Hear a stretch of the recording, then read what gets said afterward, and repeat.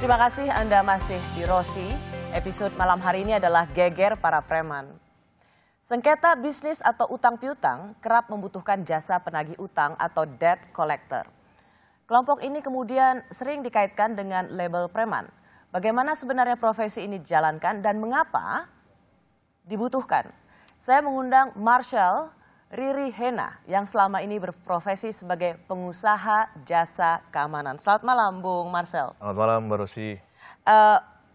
Bung Marcel ini berprofesi sebagai private security atau Badan Usaha Jasa Pengamanan. Jasa Di itu Indonesia apa yang Anda lakukan apa? Kita memberikan atau biasa disebut provider penyedia jasa keamanan.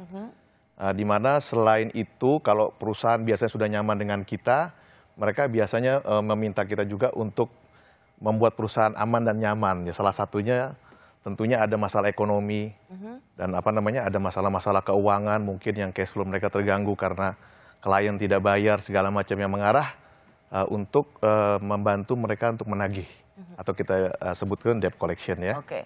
Ya. Jadi Anda bisa disebut juga sebagai debt collector atau penagih utang. Debt collector ya. Penagih utang. Ya. Anda keberatan nggak kalau disebut dengan preman? Oh ya, keberatan. Karena memang kan kita bisa lihat dari pandangan tadi beberapa narasumber yang mengatakan bahwa tindakan preman itu adalah tindakan kejahatan. Dan memang apa yang kita lakukan itu bukan mengarah ke kejahatan. Jadi hal-hal yang kita lakukan itu justru membuat satu istilahnya kebaikan karena membuat perekonomian perusahaan stabil. Kemudian juga perekonomian bangsa stabil kalau teman-teman yang ada di membantu perbankan kan. Jadi kegiatan ekonomi atau cash flow itu akan menjadi baik. Ya.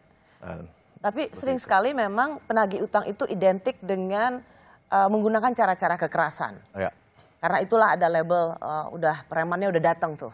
Ya. Ya. Bagaimana Anda mengubah persepsi bahwa Anda seorang debt collector tadi punya tujuan yang baik, tapi kan ada persepsi bahwa penagih utang itu ya preman dan identik dengan kekerasan. Ya, jadi di dalam dunia collection itu ada beberapa tahapan juga ya. Selain kita punya perusahaan security punya izin BUCP, itu apa itu BUCP? Badan Usaha Jasa Pengamanan. Okay. Nah, personel security itu dilengkapi juga sertifikat-sertifikat dari OJK tentang bagaimana istilahnya koridor-koridor untuk menagih. Hal-hal apa yang melanggar hukum, yang tidak melanggar hukum. Nah, hal-hal seperti itu yang kita berikan kepada personil untuk yang turun ke lapangan, agar mereka semua istilahnya bersertifikasi dan profesional. Apabila ada tindakan pelanggaran hukum, itu merupakan tanggung jawab oknum. Oke, jadi ini legal ya? Anda mengatakan bahwa ini legal ya? Legal, ya. Kalau Anda lihat misalnya ada kelompok-kelompok preman, John Kay misalnya, ya kan mengatakan ya saya penagih utang gitu. Apa yang membedakan Anda dan dia? Oh, kalau ya maksudnya bung-bung ini semua mungkin mereka punya cara yang sendiri ya, cara sendiri yang mungkin mereka sudah lakukan dalam jangka waktu tertentu ya. Yang itu memang artinya kita tidak mencampuri urusan-urusan bung-bung atau urusan-urusan kita punya saudara yang lain. Tapi saya lihat dari sebagian besar orang-orang Maluku yang diberikan kepercayaan terhadap oleh klien untuk menagih utang, itu mereka rata-rata sudah mengarah ke hal-hal yang profesional. Karena mereka istilahnya mau kasih keluarga sesuatu yang halal kan. Dan kita nggak mau dicap sebagai stigma preman tuh nggak mau. Karena kita memang benar-benar melakukan sesuatu yang betul dan baik. Belakangan karena kasus John Kay ini dan antar pamannya. Itu menjadi pembicaraan dan kemudian dimulai lagi ada semacam stereotyping para preman itu rata-rata pasti dari Indonesia Timur, khususnya dari Maluku. Anda merasa labeling ini memang mendekati realitas atau stigma? Stigma karena mungkin apa yang dilihat oleh masyarakat itu satu ya rata-rata teman-teman dari Indonesia Timur mukanya berwajah mungkin lebih seram, lebih gelap kulitnya. Jadi satu mungkin mereka artinya ada seperti ketakutan dari sisi penampilan aja udah takut. Tapi intinya kita sebagai orang-orang Maluku itu memegang teguh boleh disebut satu tindakan ksatria karena kita ngerasa bahwa kita kan asalnya sama dari Pulau Seram ya. bahwa di situ yang kita junjung tinggi adalah selain persaudaraan adalah bahwa kita ini orang-orang ahli furu yang dalam pengertian tuh sangat amat menghormati kehidupan kesatria gitu ya, kehidupan para warrior gitu. Jadi kita tuh malu kalau kita tuh melakukan hal-hal yang jahat. Itu tuh prinsipnya orang Maluku. Jadi kalau misalnya Mbak Rosi ke Maluku, itu paling manis, makanya kita dibilang Ambon Manise.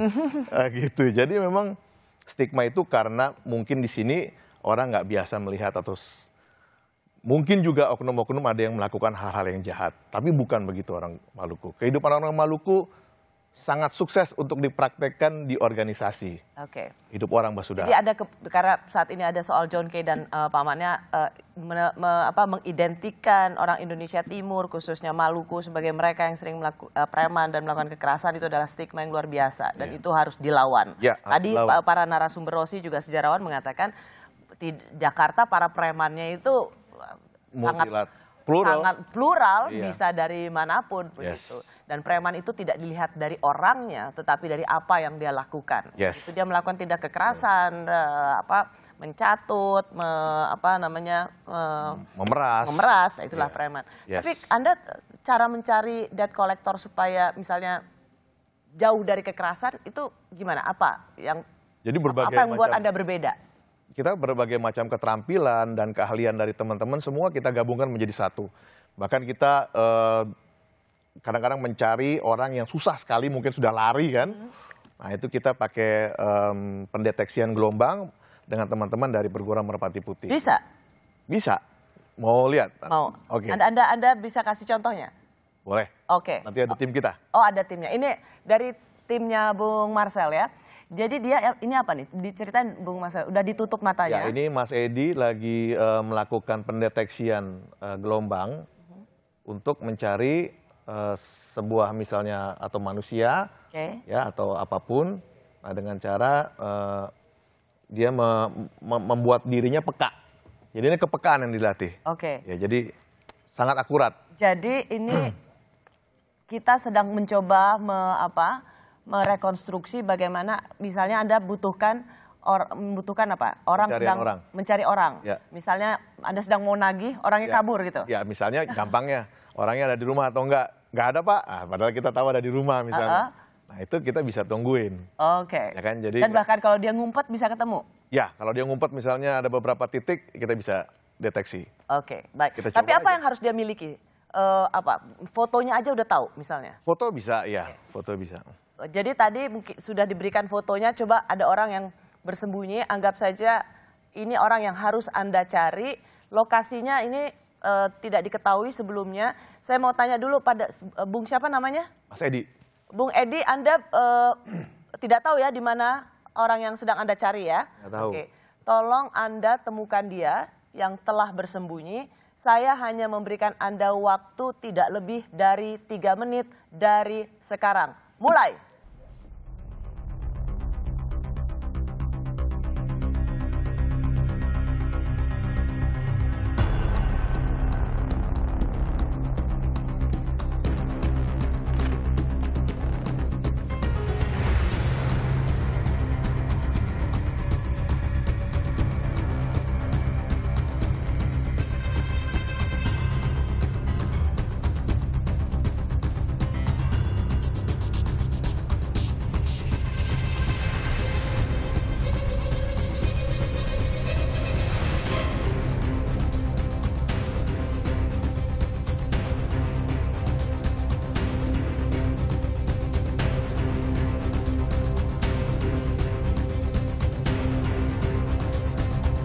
Atas. Atas.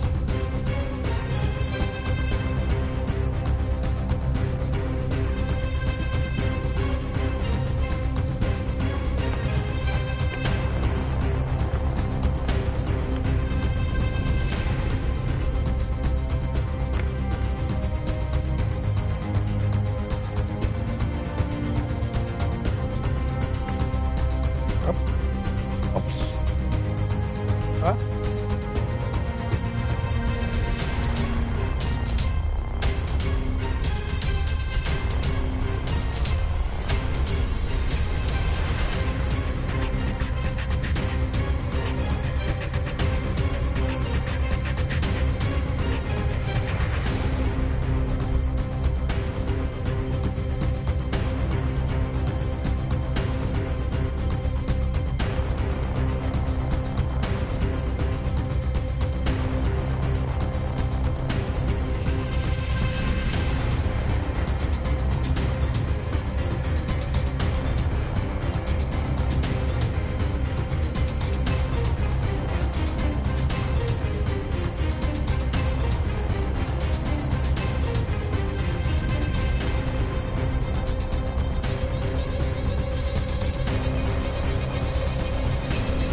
Ya, tadi kalau kita lihat Bung Edi ini naik dan turun tangga ke podium tempat penonton Rossi berada. Dalam mata tertutup bisa naik dan turun tangga dengan bebas. Sekarang dia menuju ke belakang panggung. Belakang panggung itu sesungguhnya gudang atau tempat penyimpanan peralatan studio. Dia sekarang menuju ke belakang. Sudah cukup jauh dari studio 1 atau studio Menara Kompas, tempat di mana saya sedang live saat ini bersama Bung Marcel. Itu emang kalau naik turun kayak gitu dia mata tertutup tetap bisa nggak jatuh Ya ya? karena merasakan kan. Ini semua ada gelombangnya. Oh. Tadi naik turun tangga itu dikit aja ini nggak sama sekali nggak terjatuh. Dia mengkombinasikan antara deteksi Wow, dapat. apa Wow, dapat. Dia jauh sekali jalan ke belakang ke warehouse atau gudang perlengkapan peralatan studio Menara Kompas. Hey, Bung Edi, keren banget. Terima kasih. Wow. mantap. Berapa orang Anda punya kayak ini? Wah, teman Merpati Putih banyak. Terima kasih, Bung Edi. Terima kasih. Terima kasih. Bung Edi ini juga dari Maluku, bukan? Bukan, dari Betawi. Oh, kalau gitu Bang Edi. Bang Edi. Terima kasih, Bang Edi. Berapa banyak orang seperti ini Anda punya? Yang punya kemampuan seperti ini? Jadi ya yang punya kemampuan seperti ini untuk yang ahli sekali memang nggak terlalu banyak. Gitu Ini ya. bisa nyari, betul? Nyari, iya. Tadi kan bisa nyari. Ya. Tadi kan saya Saya nggak bilang, tahu di mana. saya juga nggak tahu di mana disembunyikan oleh tim Rossi. Yes. Berapa menit tadi kita yang berhasil dia cari? Tidak, kan ya. saya bilang tidak boleh lebih dari 3 menit kan? 3 menit. Berapa? Tadi 2 berapa menit menit? kali ya? Dia nggak sampai 2 menit kali ya? Oke. Soal yang tadi dia bilang nggak boleh lebih dari 3 menit ya. Kita sendiri nggak tahu bahwa dia harusnya lebih cepat dari itu bisa menemukan tadi yang disebut sebagai orang yang sedang dicari. Baik, ada yang ingin Anda sampaikan terkait dengan kasus premanisme dan kemudian diidentikan dengan orang Maluku? Ya, kalau boleh saya sampaikan di kesempatan saat ini, memang banyak titipan pesan dari teman-teman, dari saudara Maluku bahwa memang orang-orang Maluku yang berbuat baik untuk bangsa ini amat sangat banyak. Jadi kedepannya kita akan lebih banyak lagi menunjukkan hal-hal yang baik. Ya untuk yang saat ini mungkin yang sudah terjadi itu adalah internal dari urusan keluarga Bung John. Jadi tidak semua orang Maluku ingin hal-hal itu terjadi untuk Indonesia. Kita harus selalu mencegah stigmatisasi bukan hanya karena dilakukan oleh satu orang kemudian itu membuat labeling pada satu etnis tertentu. Bung Marshall, terima kasih banyak. Sampai baku dapa lagi. Sampai baku dapa ulang. Totsins. Eksistensi preman ibarat hukum dagang, ada supply dan demand, ada permintaan dan ada pasokan. Selama sengketa bisnis masih menggunakan jasa preman, selama itu pula mereka ada. Tapi preman bukan hanya yang ada di jalanan. Aksi premanisme juga bisa dilakukan oleh mereka yang berdasi. Mereka yang memilih jalan kekerasan, ancam-mengancam, dan merasa di atas hukum. Saya Rosyana Silalahi, terima kasih dan sampai jumpa.